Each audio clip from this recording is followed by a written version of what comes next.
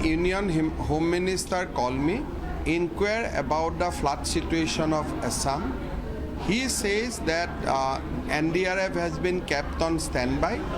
For any emergency, Government of India is there. So he said that I have instructed everybody to offer full support to Assam government in relief and rescue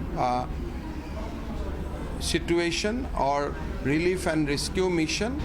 I told Union Home Minister that so far it is under control, although few rivers are flowing above danger line. We are constantly monitoring the situation, and whenever we need any help, assistance, we will come back to him.